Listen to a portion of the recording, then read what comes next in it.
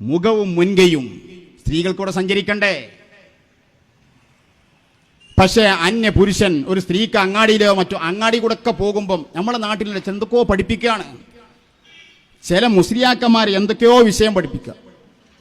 വീട്ടിൽ നിന്ന് ചെറിയ കുട്ടികൾ കാറിലാണ് കയറിയാൽ മതി, നിക്കാബിട്ടൂട്, അങ്ങനെ പൊയ്ക്കൂട്, ഇങ്ങനെ പൊയ്ക്കൂട് എന്ന് പറഞ്ഞൊരു ജയിലറ സൃഷ്ടിക്കുന്ന വിധം ഇങ്ങനെ പണ്ഡിതന്മാർ പറഞ്ഞിട്ടില്ല.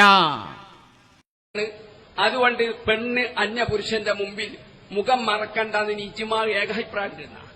ഇജ്മാവിനെ എതിർക്കൽ കുഫ്രാന്ന് നമ്മളെ എഴുതി വിട്ടതല്ല, അവരെ കിതാബിൽ എഴുതിയതാണ്. ഇജ്മാവിനെ എതിർക്കൽ ഇതാണ്. ഇനി ഹദീസാണ് 10-40 ഹദീസ് ഞാൻ കാണിച്ചു തരാം. നിങ്ങൾ ഒറ്റ ഹദീസ് കാണിച്ചു, ഏതെങ്കിലും മുഹാജിരി അൻസാരി വനിത നബിന്റെ സാഹസിൽ വന്നപ്പോ മുഖം മറച്ചിട്ട് കണ്ട് മാത്രം ഒട്ടട്ടുങ്ങാണ്ട് വന്നത്? നേരെ മറിച്ച് മുഖം മറക്കാറില്ല എത്ര ഹദീസ് കാണാം.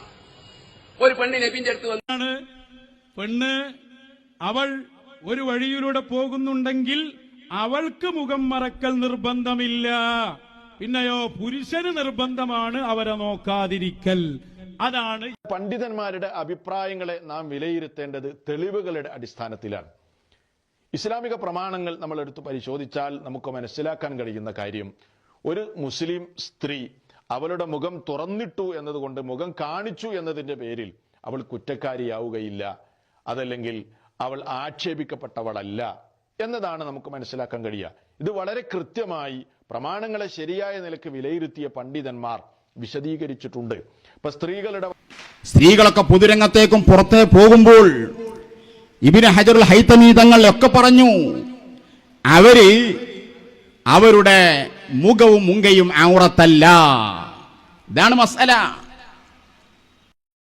മുൻകൈയും ഒഴിച്ചുള്ള ഭാഗങ്ങൾ മുഴുവനും മറക്കുന്നതും ശരീരത്തിന്റെ നിമ്നോന്നതികൾ വെളിപ്പെട്ട് കാണാത്തതുമായ, മുടച്ചു കാണാത്തതുമായ വസ്ത്രം ഉപയോഗിക്കൽ സ്ത്രീക്ക് നിർബന്ധമാണ് എന്നാണ് ഇസ്ലാമിന്റെ രംഗത്തുള്ള കാഴ്ചപ്പാട്. പെണ്ണ് അവൾ ഒരു വഴിയിലൂടെ പോകുന്നുണ്ടെങ്കിൽ അവൾക്ക് മുഖം മറക്കൽ നിർബന്ധമില്ല, പിന്നെയോ പുരുഷന് നിർബന്ധമാണ് അവരെ നോക്കാതിരിക്കൽ. അതാണ് സഹോദരിമാരുടെ പ്രവാചകത്തിന് മേലെ കോമൺ ആയ പ്രതിസംഗതി എന്താ? നിങ്ങളുടെ മുഖവും മുൻകൈയും ഒഴികെ ശരീരത്തിന്റെ മുഴുവൻ ഭാഗവും മറച്ചിരിക്കണം. ശരീരത്തിന്റെ മുഴുവൻ ഭാഗവും ഏതൊഴികെ? മുഖവും മുൻകൈയും ഒഴികെ. ഇത് പറയുന്ന ചില മുഖവും മുൻകൈയും സ്ത്രീകൾക്കൂടെ സഞ്ചരിക്കണ്ടേ? പക്ഷേ അന്യ പുരുഷൻ ഒരു സ്ത്രീക്ക് അങ്ങാടിയിലോ മറ്റോ അങ്ങാടി കൂടെ ഒക്കെ പോകുമ്പം നമ്മളെ നാട്ടിലെ എന്തൊക്കെയോ പഠിപ്പിക്കുകയാണ്. ചില മുസ്ലിയാക്കന്മാർ എന്തൊക്കെയോ വിഷയം പഠിപ്പിക്കുക. വീട്ടിൽ നിന്ന് ചെറിയ കുട്ടികൾ കാറിലാണ് കയറിയാൽ മതി, നിക്കാബിട്ടൂട്, അങ്ങനെ പൊയ്ക്കൂട്, ഇങ്ങനെ പൊയ്ക്കൂട് എന്ന് പറഞ്ഞൊരു ജയിലറ സൃഷ്ടിക്കുന്ന വിധം ഇങ്ങനെ പണ്ഡിതന്മാർ പറഞ്ഞിട്ടില്ല. കാര്യങ്ങളാണ്. സ്ത്രീകളോട് മുഖം മറക്കാനല്ല ഇസ്ലാം കൽപ്പിച്ചത്, ഖുർആൻ കൽപ്പിച്ചത്. ഖുർആൻ കൽപ്പിച്ചത് യുദ്നീന അലൈഹിന്ന മിൻ ജലാബീബിഹിന്ന.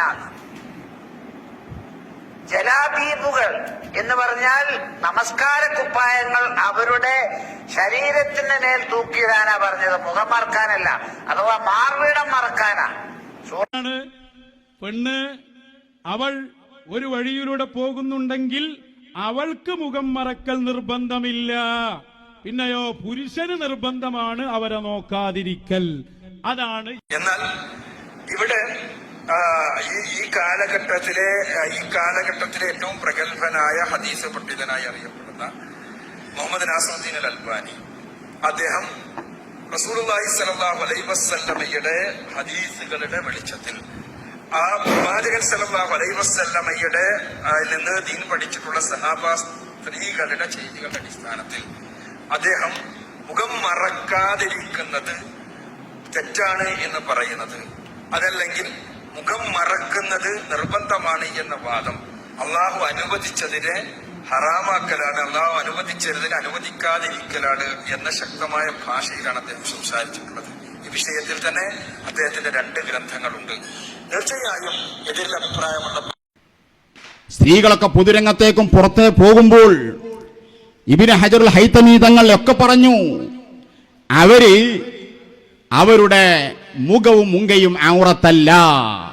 ഇതാണ് മസ്അല.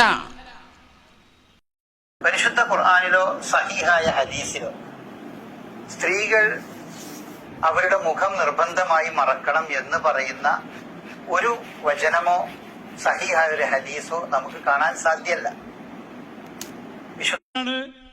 പെണ്ണ് അവൾ ഒരു വഴിയിലൂടെ പോകുന്നുണ്ടെങ്കിൽ അവൾക്ക് മുഖം മറക്കൽ നിർബന്ധമില്ല.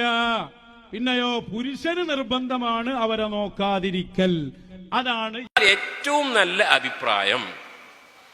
മുഖം മറക്കൽ ഉത്തമമാണ്, നല്ലതാണ് എന്ന് തന്നെയാണ്.